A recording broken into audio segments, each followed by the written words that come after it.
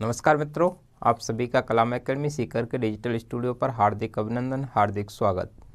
हम फंजाई से संबंधित चर्चाएं कर रहे हैं और फंजाई के अंदर हमने बेसिक जो चीज़ें होती हैं कि पोषण के आधार पर फंजाई के प्रकार क्या हैं, फंजाई की संरचना कैसी होती है, अर्थात कवक तंतु क्या होता है, कवक तंतु मिलकर कवक जाल बनाता है, उस कवक जाल माइसीलियम के अंदर सेप्टा होते हैं तो उन्हें सेप्टेट फंजाई कहते हैं, जिनमें सेप्टा नहीं होते उन्हें एसेप्टेट या पट्ट विहीन कवक के नाम से जानते हैं। उनके अंदर भोजन का संग्रह ग्लाइकोजन के रूप में होता है। उनमें कोशिका भित्ति का निर्माण काइटिन के द्वारा होता है। कवक जो होती हैं ज़्यादातर बहुकोश के यूकैरियोट्स होती हैं, लेकिन अपवाद स्वरूप ईस्ट एक कोशिकीय फंजाई का उदाहरण भी है।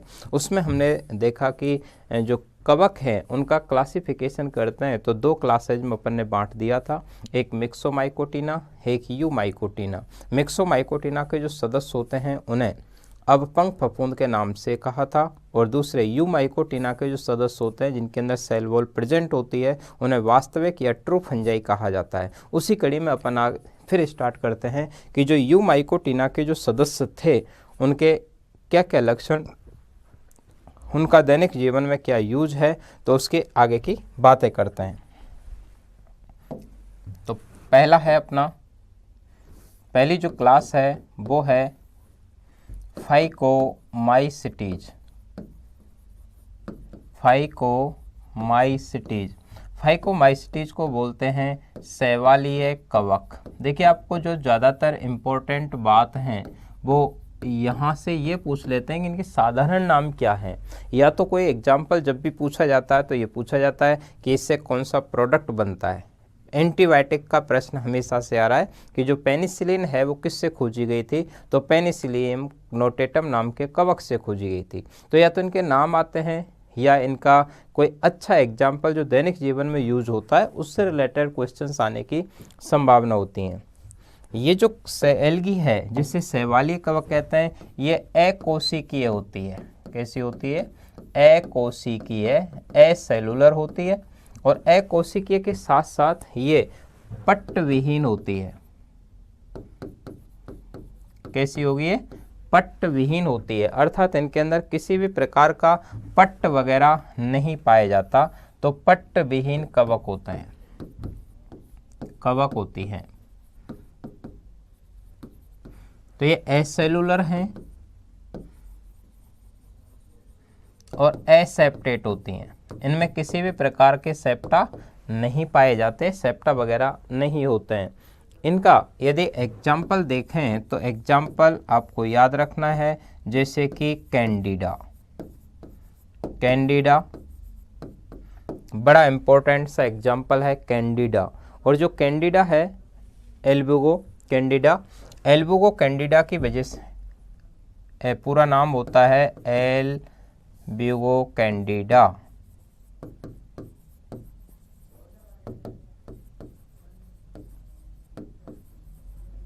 इसकी वजह से कैंडिडिएसिस नाम का रोग होता है। कैंडिडिएसिस रोग होता है। कौन सा रोग हो जाएगा भाई? कैंडिडिएसिस। तो कैंडिडिएसिस रोग का कारण क्या होता है? एल्बुगो कैंडिडा होता है। इस एल्बुगो की वजह से ही सरसों के अंदर श्वेत कीट रोग होता है।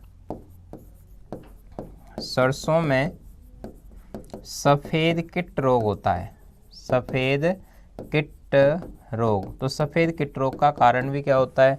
एल्बुगो कैंडिडा होता है। आपने देखा होगा जब सरसों का जो पादप होता है उसकी जो डालें होती हैं, डालियां, फली, ये सफ़ेद सफ़ेद पड़ जाती है, टेढ़ी मेढ़ी हो जाती हैं, सफ़ेद कीट रोग हुआ। किसकी वजह से हुआ?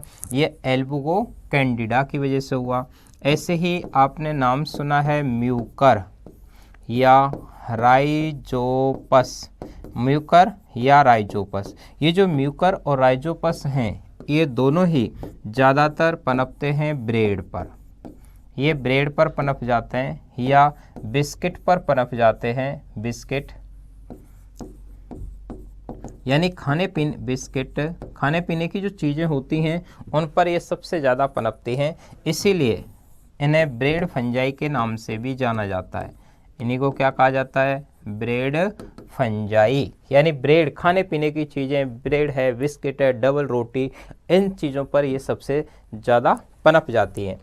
ऐसे ही कोप्रोफिलस, कोप्रोफिलस, आपने कोप्रोफिलस, कोप्रोफिलस ये गोबर पर पनपने वाली फफूंद होती है, गोबर पर पनपती है। कहाँ पर पनपती है ये? गोबर पर। तो ये कुछ ऐसे एग्जाम्पल हैं जिसमें से ये एग्जाम्पल दोनों ही इम्पोर्टेंट हैं कि ब्रेड है, बिस्किट है, डबल रोटी, यानी खाने पीने की जो चीज़ें होती हैं उन पर सबसे ज़्यादा कौन सी कवक पनपती है? तो एक राइजोपस और एक म्यूकर। कैंडिडा, कैंडिडा की वजह से हमारे अंदर कैंडिडियासिस रोग होता है और सरसों के अंदर सफ़ेद कीट रोग का कारण भी ये कैंडिडा एल्विकेंस होता है, यानी कि एल्बुगो कैंडिडा की वजह से होता है, कैंडिडा एल्विकेंस की वजह से होता है। क्लियर बात?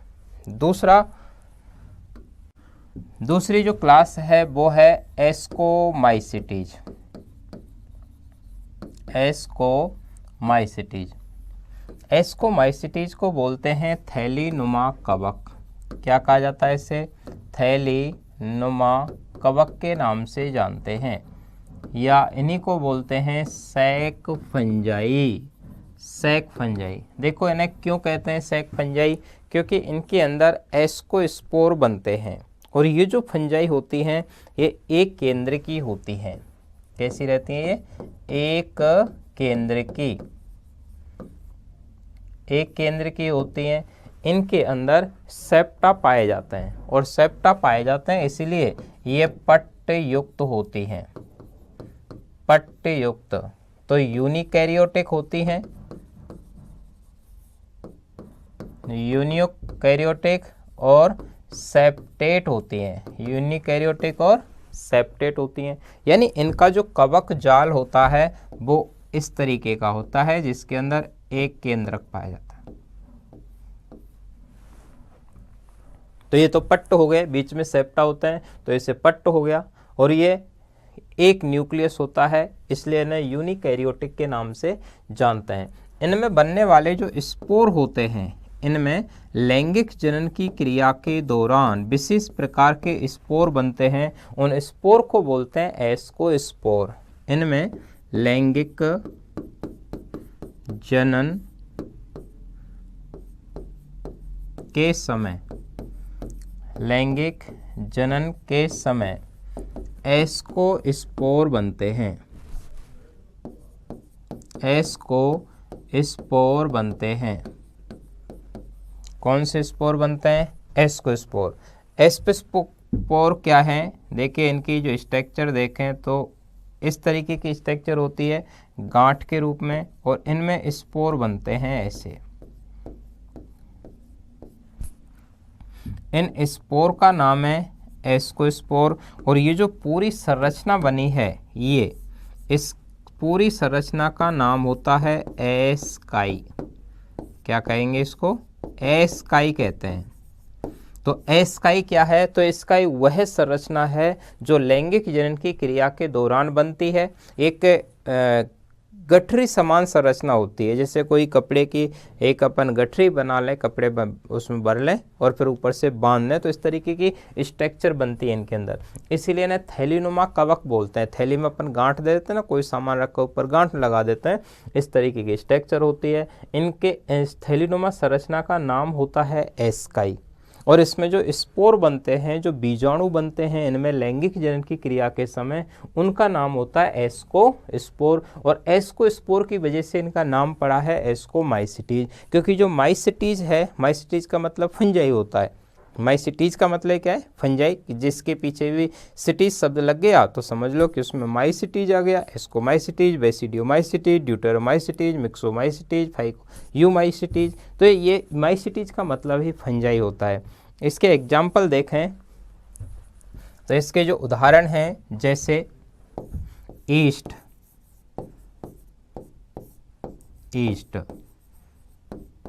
पेनिसिलियम,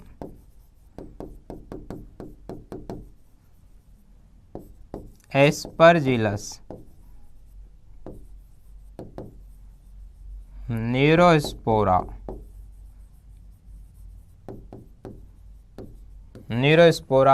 एस्परजिलस, पेनिसिलियम, ईस्ट, ये सारे के सारे जो इम्पोर्टेंट एग्जाम्पल हैं वो इस कैटेगरी के अंदर आते हैं, एस्कोमाइसिटीज़ के अंदर आते हैं। ईस्ट, पेनिसिलियम, एस्परजिलस और न्यूरोस्पोरा, ये सारे इम्पोर्टेंट एग्जाम्पल हैं और कोई ना कोई प्रश्न पूछ लिया जाता है। जैसे जो ईस्ट है उसको तो फर्स्ट रीट के एग्ज़ाम के अंदर जो पूछा गया था वो रीट में यही था। देखते हैं कि जो ईस्ट है ये कहाँ काम आता है। तो जो ईस्ट है, ईस्ट की खास बात है कि इसे बेकरी का कवक कहते हैं। क्या कहा जाता है इसे? बेकरी का कवक, बेकरी का कवक भी कहा जाता है।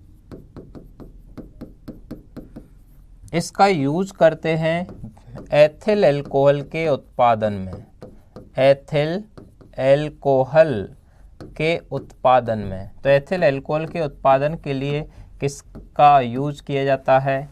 तो ईस्ट फंजाई का यूज किया जाता है। इसका यूज करते हैं डबल रोटी बनाने में। कौन सी रोटी बनाना चाहते हैं इससे? डबल रोटी बनाने में। इसका यूज करते हैं ब्रेड बनाने में, बिस्किट बनाने में, इनका सबसे ज़्यादा यूज किया जाता है। तो डबल रोटी, ब्रेड है, बिस्किट है आदि के निर्माण में किसका यूज करेंगे? ईस्ट का। ईस्ट जो होते हैं ये भोजन का स्रोत भी होता है, भोजन के स्रोत के रूप में, सोर्स के रूप में भी इसका यूज किया जाता है, क्योंकि ये कार्बोहाइड्रेट भी इसके अंदर होता है, इसके अंदर वसा की मात्रा भी होती है, इसके अंदर प्रोटीन की मात्रा भी होती है। ये तीनों चीज़ें उपस्थित होने की वजह से इसे क्या कहेंगे? भोजन का प्रचुर स्रोत मानते हैं, यानी इसमें कार्बोहाइड्रेट, वसा, प्रोटीन सारी चीज़ें उपस्थित होती हैं। इसी के द्वारा, इस ईस्ट के द्वारा ही विशिष्ट प्रकार के किण्वन क्रिया के द्वारा इन्वर्टेज एंजाइम का संश्लेषण किया जाता है। कौन सा एंजाइम बनाते हैं इससे? इन्वर्टेज एंजाइम के संश्लेषण में भी इसका यूज किया जाता है।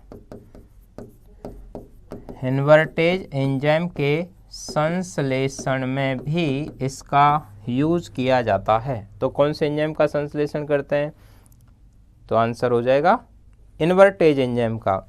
इसी का यूज किया जाता है विटामिन डी के निर्माण में। इसका यूज करते हैं विटामिन बी कॉम्प्लेक्स के निर्माण में। विटामिन बी कॉम्प्लेक्स है, विटामिन डी है, इनका संश्लेषण करने के लिए भी इसका यूज किया जाता है। क्लियर? तो देखिए, बेकरी का कवक इसको कहते हैं।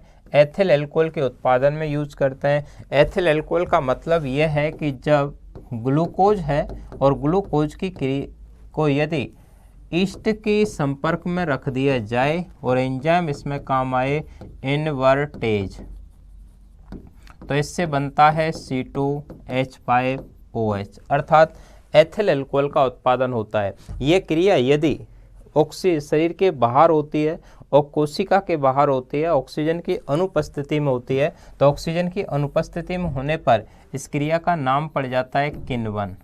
कौन सी क्रिया कहेंगे इसे?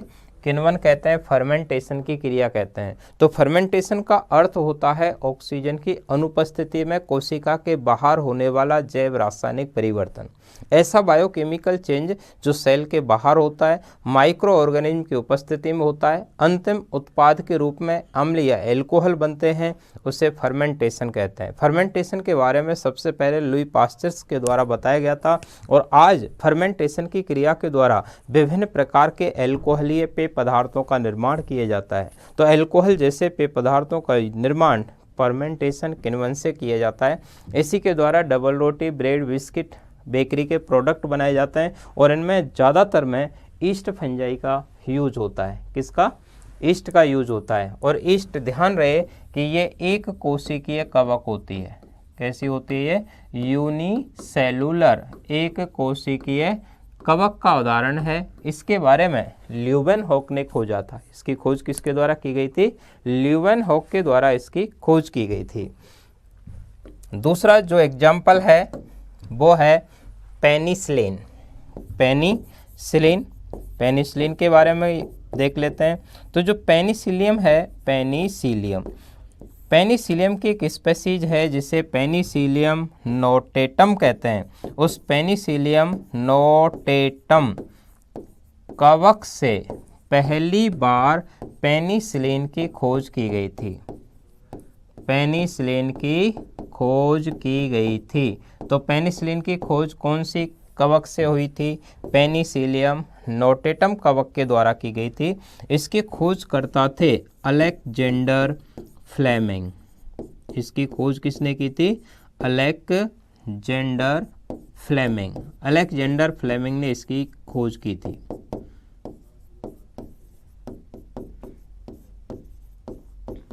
अलेक्जेंडर फ्लेमिंग ने। ये जो इतना सा क्वेश्चन है, इतना सा ये प्रश्न पहली बार आर टेट के टाइम पर पूछा गया था। जब आर टेट होता था, रीट नहीं था, उस टाइम पर यह प्रश्न पूछा गया कि सबसे पहले खोजी गई एंटीबायोटिक किससे प्राप्त की गई थी? तो सबसे पहले खोजी गई एंटीबायोटिक कौन सी है? पेनिसिलिन। पेनिसिलिन को किससे प्राप्त किया गया था? तो ऑप्शन आए थे बैक्टीरिया से, वायरस से, फंजाई से। तो आंसर क्या हो जाएगा? फंजाई कवक से।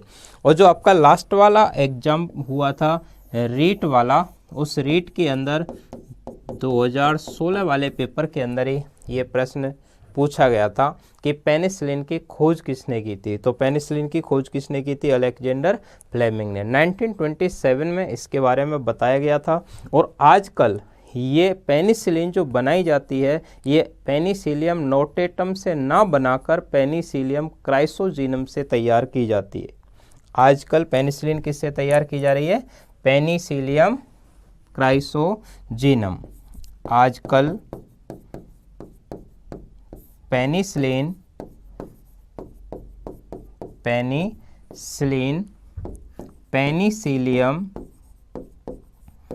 पेनिसिलियम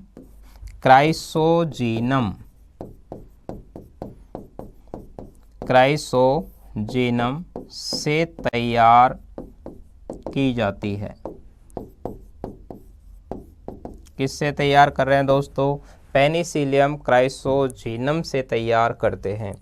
एक आजकल पेनिसिलियम का यूज किया जाता है पनीर को खुशबूदार बनाने के लिए। पेनिसिलियम रोक्यूफोर्टी नाम की फंजाई है जिसका यूज पनीर को खुशबूदार बनाने में भी किया जाता है। तो पेनिसिलियम रोक्यूफोर्टी कवक से पनीर में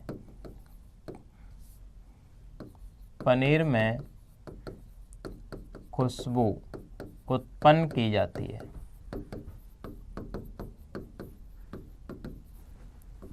तो पनीर को खुशबूदार बनाने के लिए उसमें क्या मिलाना पड़ेगा? पेनिसिलियम रोक्यूफोर्टी कवक। पेनिसिलियम रोक्यूफोर्टी कवक के द्वारा तैयार करते हैं। पेनिसिलिन के द्वारा ही तैयार करते हैं पैक्टिनेज एंजाइम। पेनिसिलियम कवक से बनाया जाता है पैक्टिनेज एंजाइम। कौन सा एंजाइम बनाते हैं? Pectinase enzyme. तो पैक्टिनेज एंजाइम का संश्लेषण बायोटेक्नोलॉजी में कौन से कवक से करते हैं? पेनिसिलियम कवक से। पेनिसिलियम रोक्यूफोर्टी से क्या बनाते हैं? पनीर में खुशबू उत्पन्न की जाती है। तो क्लियर बात। ऐसे ही एक आपने एग्जाम्पल लिखा था न्यूरोस्पोरा। न्यूरोस्पोरा कवक। न्यूरोस्पोरा कवक को बोलते हैं पादप जगत की ड्रोसोफिला। पादप जगत की ड्रोसोफिला। पादप जगत की क्या कहते हैं इसको? ड्रोसोफिला भी कहा जाता है।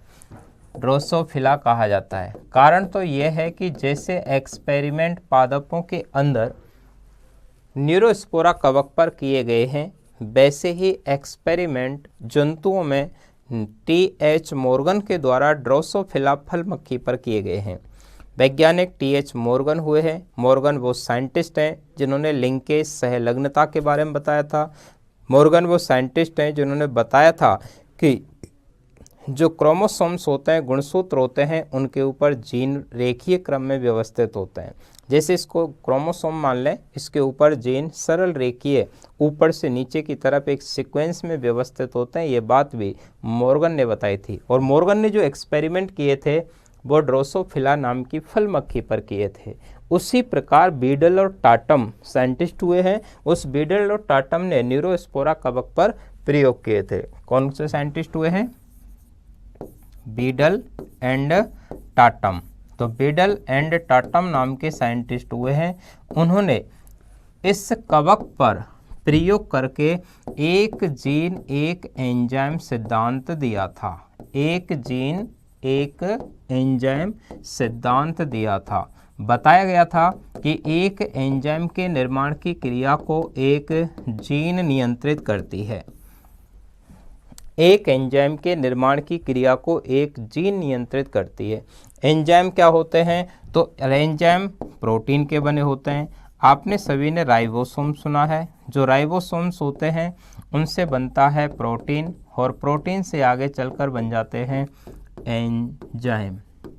एंजाइम बनते हैं। तो सभी एंजाइम प्रोटीन होते हैं, लेकिन सभी प्रोटीन एंजाइम हों ऐसा जरूरी नहीं है, क्योंकि कुछ प्रोटीन के अंदर ही एंजाइमेटिक प्रॉपर्टी होती है। सभी प्रोटीन के अंदर एंजाइम प्रॉपर्टी नहीं होती।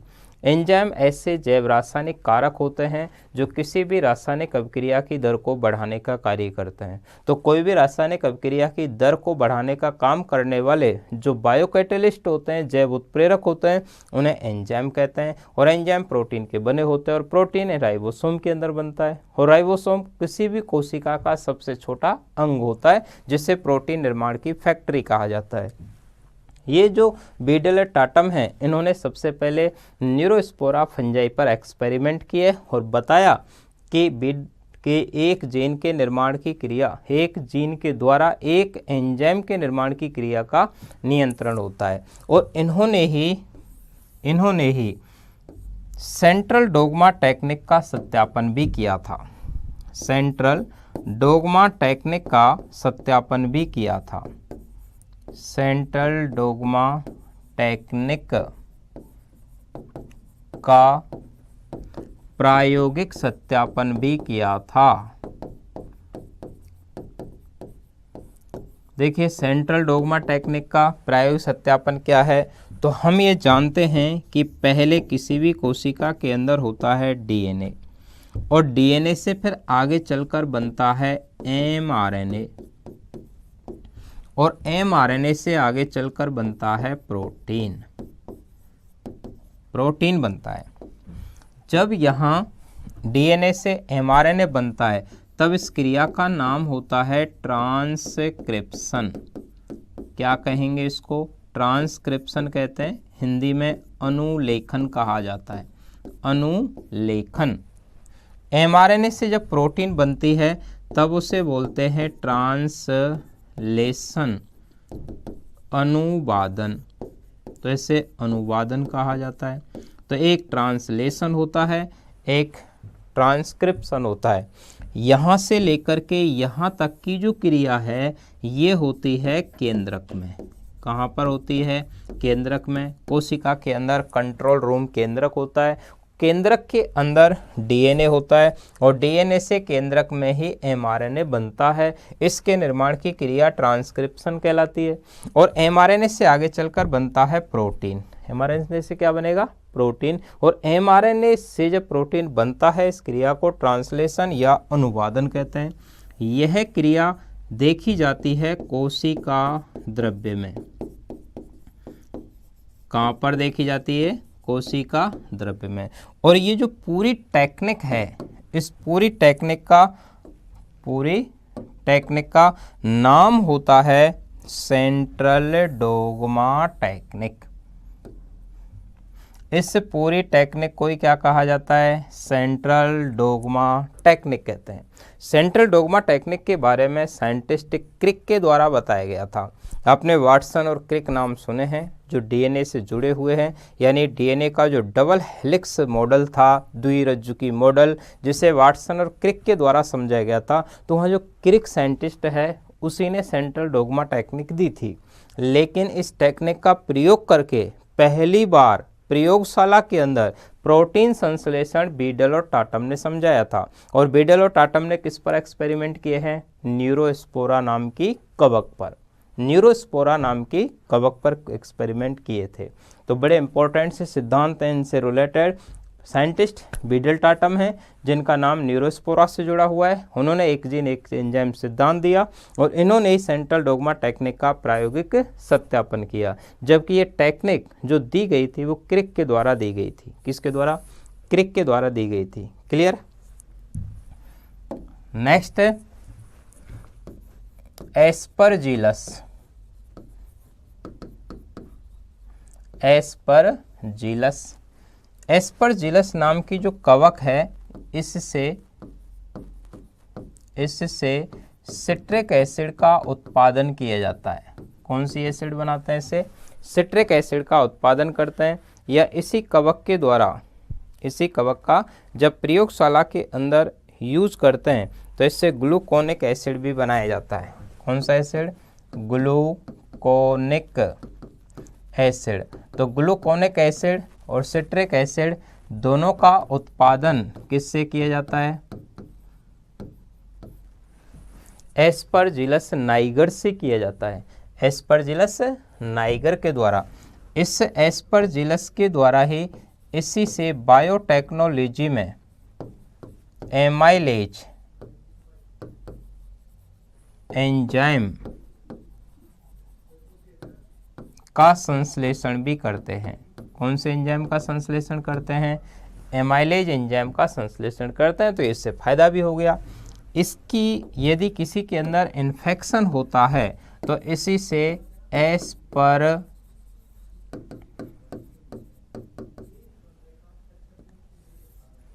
एस्परजिलोसिस रोग होता है। कौन सा रोग हो जाता है इससे? एस्परजिलोसिस। एस्परजिलोसिस जो होता है वो फेफड़ों से संबंधित एक बीमारी होती है। तो फेफड़ों का इन्फेक्शन होता है, उस रोग का नाम है एस्परजिलोसिस। तो एस्परजिलोसिस नाम का रोग हो गया। इसी से एक केमिकल तैयार होता है जिसका नाम है एफ्लोटॉक्सिन। कौन सा है? एफ्लोटॉक्सिन नाम का एक विषैला पदार्थ प्राप्त होता है जो कि एस्परजिलस फ्लेवस से तैयार होता है। ये पालतू जानवरों को नुकसान पहुंचाता है। विषैला पदार्थ है, विषैला पदार्थ पालतू जानवरों को नुकसान होता है। यानी पालतू जानवरों का जो चारा वगैरह होता है उसके अंदर जब अपन हरी घास लेके आते हैं तो उस पर कभी कभी जाल जैसा आता है घास के ऊपर, और यदि वो उस घास को बिना काटे हुए जानवर को डाल देते हैं तो उसके अंदर ये फंजाई हो सकती है। उससे एफ्लोटॉक्सिन नाम का पदार्थ सीक्रेट होता है जिसकी वजह से जानवर की डेथ भी हो जाती है। ऐसे ही एक क्लेविसेप्स परप्यूरा से एक इर्गोट नाम का केमिकल भी सीक्रेट किया जाता है जिसका यूज़ करते हैं गर्भाशय के संकुचन में। तो गर्भाशय के संकुचन में भी उसका यूज़ किया जाता है। तो ये एस्परजिलस है, इसका काफ़ी इम्पोर्टेंट यूज है। सिट्रिक एसिड से रिलेटेड ये एग्ज़ाम सेकंड ग्रेड के एग्ज़ाम के अंदर भी पूछा गया है कि सिट्रिक एसिड के उत्पादन में कौन सी कवक का यूज होता है? तो एस्परजिलस नाइगर का यूज होता है। एस्परजिलोसिस रोग का कारण क्या है? एस्परजिलस होता है। एस्परजिलस की वजह से फेफड़ों के अंदर इन्फेक्शन हो जाता है, फेफड़ों में इन्फेक्शन हो जाता है जिससे ब्लैक कफिंग हो जाती है। तीसरी जो क्लास है वो है बेसिडियोमाइसिटीज। बेसिडियोमाइसिटीज या इसी को बोलते हैं रे फंजाई, रश्मि फंजाई, रश्मि कवक, या इन्हीं को बोलते हैं मुग्दराकार कवक। मुग्दराकार कवक के नाम से जानते हैं, या इन्हीं को क्लब फंजाई कहा जाता है, या इन्हीं को ब्रैकेट फंजाई कहते हैं। ब्रैकेट फंजाई, ब्रैकेट क्योंकि इनकी जो संरचना होती है वो कोष्ठक के जैसे होती है। तो ब्रैकेट फंजाई कहें, क्लब फंजाई कहें, रे फंजाई कहें, बेसिडियोमाइसिटीज कहें, एक ही अर्थ है। ये जो फंजाई होती हैं ये पट्ट युक्त होती हैं। कवक जाल कैसा रहेगा इनका? पट्ट युक्त रहता है। इनका माइसीलियम पट्ट युक्त होता है, पट्ट युक्त रहता है, मतलब इस तरीके का रहेगा, पट्ट युक्त माइसीलियम पाया जाता है। इनमें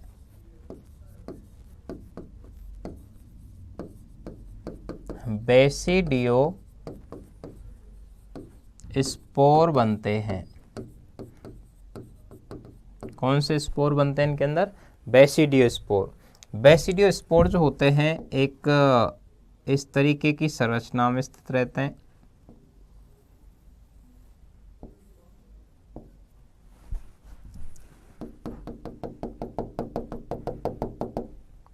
इनको बोलते हैं बेसिडियो स्पोर।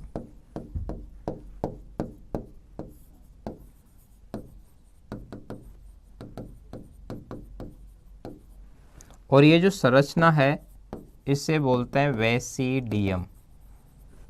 जो हनुमान जी का गोटा होता है ना, उस हनुमान जी का गदा जिसे कहते हैं, उस तरीके की स्ट्रक्चर होती है, उसे बेसिडियम कहते हैं। और इनके अंदर बेसिडियो स्पोर पाए जाते हैं। और बेसिडियो स्पोर जिनमें बनते हैं उन्हीं को बेसिडियो माइसिटीज के नाम से जाना जाता है। जैसे एग्जाम्पल के लिए देखें तो उदाहरण है एगेरिकस। एगेरिकस यानी कि मशरूम। एगेरिकस मशरूम के रूप में इसका यूज किया जाता है और इसे गिल फंजाई के नाम से भी जानते हैं। क्या बोलते हैं इसी को? गिल फंजाई। तो गिल फंजाई किसको कहा जाता है? एगेरिकस को कहा जाता है। ऐसे ही आपने पहले नाम सुना था पक्सिनिया ऑस्टिल्गो।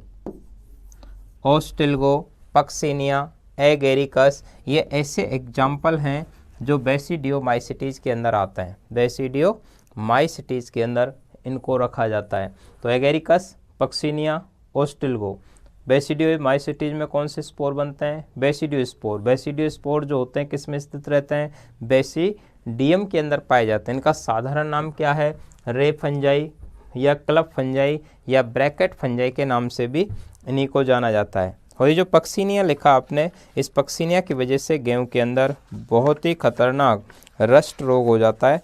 तरह तरीके के डिजीज इससे जंतुओं के अंदर और पादपों के अंदर दोनों में ही देखे जाते हैं। मोरचले का उपयोग तो भोजन के रूप में, मशरूम के रूप में करते हैं, यानी खाने पीने में इसका यूज किया जाता है।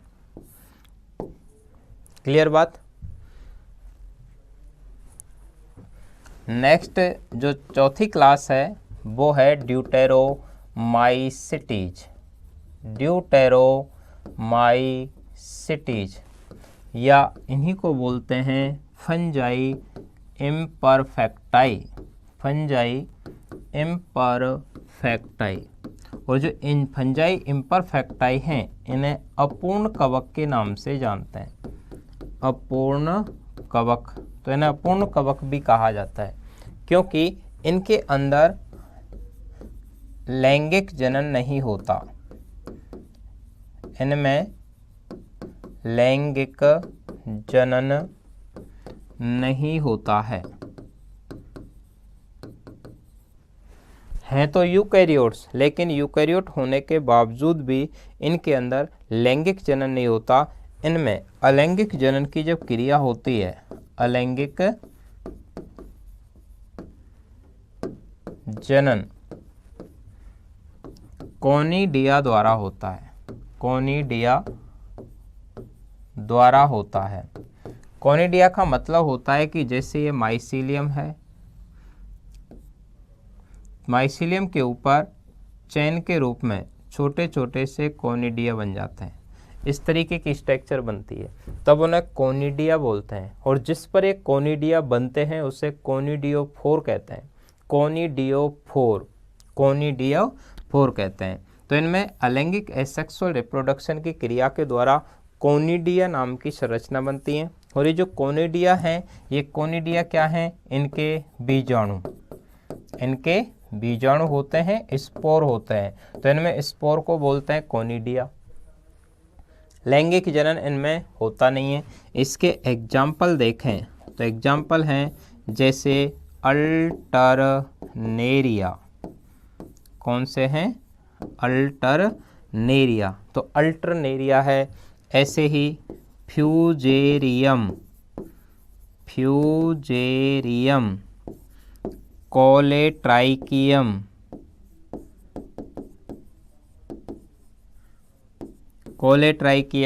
फ्यूजेरियम, अल्टरनेरिया, ये सारे के सारे एग्जाम्पल हैं जो पूछ ले जाते हैं। जो अल्टरनेरिया है, इसकी वजह से बाजरे के अंदर डिजीज होता है, तो बाजरे में इनकी वजह से डिजीज हो जाता है, उससे अल्टरनेरिया की वजह से होता है। तो ये ड्यूटेरोमाइसीटीज के सदस्य हैं। ये जो ड्यूटेरोमाइसीटीज की जो क्लास है, इसे फॉर्म क्लास भी कहा जाता है। कौन सी क्लास बोलते हैं, फॉर्म क्लास। फॉर्म क्लास इसलिए कहते हैं क्योंकि ये एकमात्र ऐसी क्लास है जिसके अंदर सेक्सुअल रिप्रोडक्शन नहीं होता, इनके अंदर लैंगिक चक्रण की क्रिया चलती है। तो ये अपन ने देखे कि जो फंजाई हैं उनका क्लासिफिकेशन कैसे है। तो एक क्लास अपन ने जो लिखी थी वो थी फाइकोमाइसीटीज। फाइकोमाइसीटीज का साधारण नाम लिखा था शैवालीय कवक। ये एसेलुलर होती हैं, सिनोसाइटिक बहुकेंद्र की होती हैं, पट्टबीन होती हैं।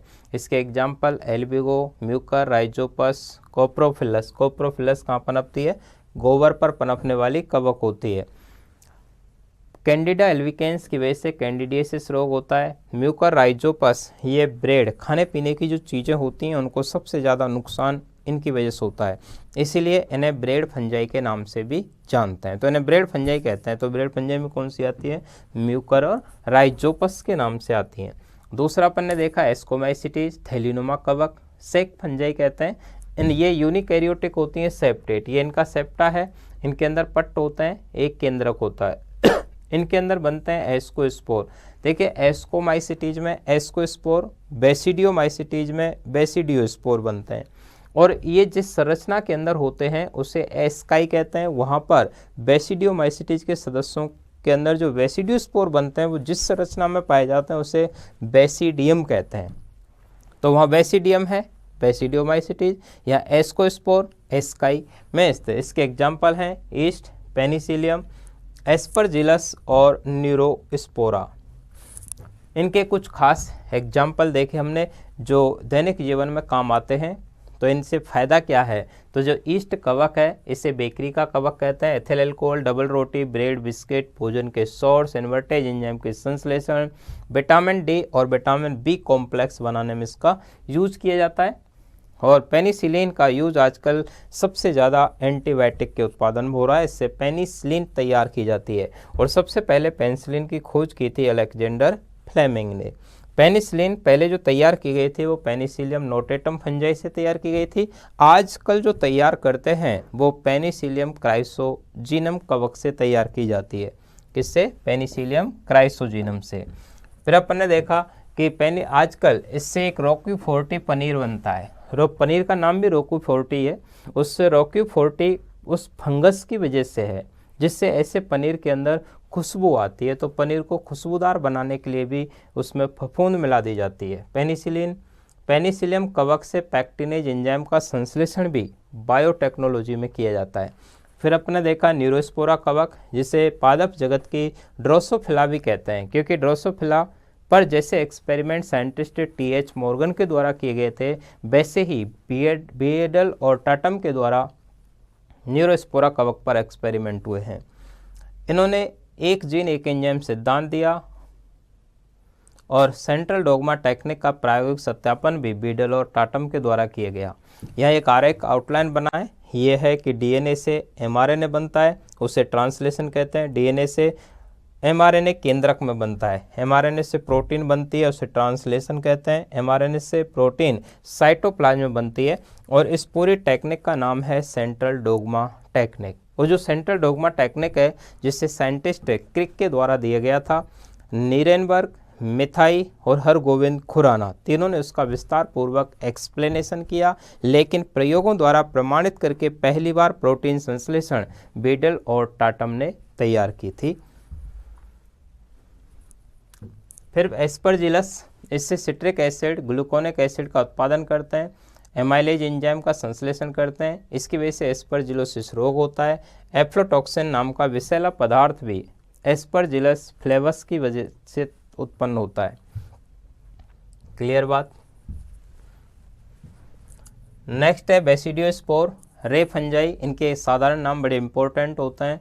रश्मि फंजाई, मुद्राकार, क्लब फंजाई, ब्रैकेट फंजाई, इनके नाम से जानते हैं। इसके example Agaricus, Puccinia, Ustilago. Deuteromycetes, जिसे फंजाई इम्परफेक्टाई कहते हैं या फॉर्म क्लास कहते हैं। ध्यान रहे कि इसके सदस्यों के अंदर सेक्सुअल रिप्रोडक्शन की क्रिया नहीं होती है, जिसके एग्जाम्पल आपने देखे अल्टरनेरिया, फ्यूजेरियम और कोलेट्राइकियम। कोलेट्राइकियम। अब देखते हैं कि जंतुओं में, मानव में कवक जनित रोग। मनुष्य के अंदर कुछ रोग हैं जो कवकों की वजह से होते हैं। इनके नाम आपको याद रखने हैं, जैसे एस्परजिलोसिस,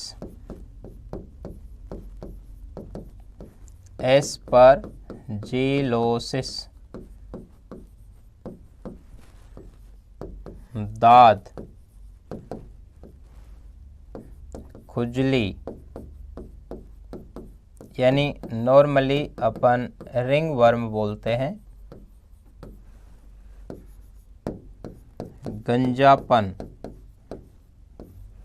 गंजापन हो सकता है,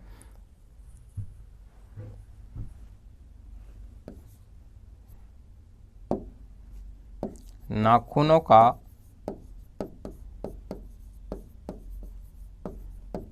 भूरापन,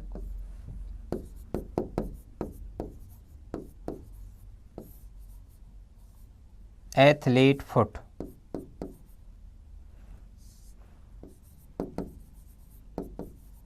एथलीट फुट, ये खिलाड़ियों के अंदर एथलीट फुट डिजीज होता है, यानी खिलाड़ियों के जो पैर होते हैं उनकी उंगलियों के बीच में फंगस आ जाती है, फफूंद आ जाती है, उसे एथलीट फुट बोलते हैं।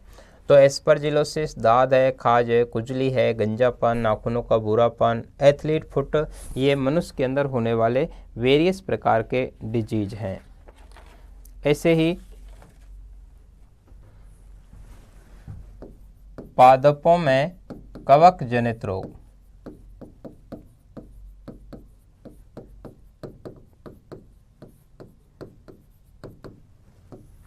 पादपों के अंदर कवक जनित रोग, जैसे सरसों का सफेद कीट रोग, सरसों में सफेद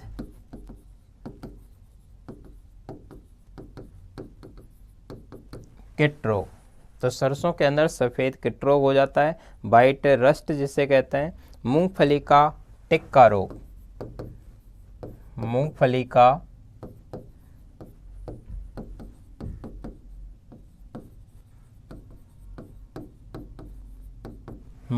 का टिक्का रोग। तो मूंगफली के अंदर एक टिक्का नाम का रोग होता है। गन्ने का लालधारी रोग,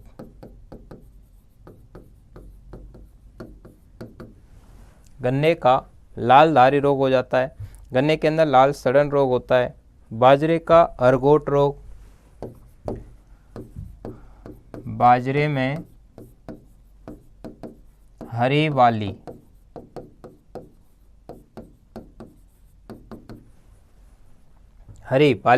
जो बाजरे के अंदर जैसे जब बीज आता है तो उसकी जो बाली होती है वो ग्रीन कलर की हो जाती है, उसमें दाना नहीं होता, राख जैसा पदार्थ निकलता है, यानी कि डस्ट पार्टिकल जैसा संरचना बनती है। चने के अंदर बिल्ट रोग हो जाता है।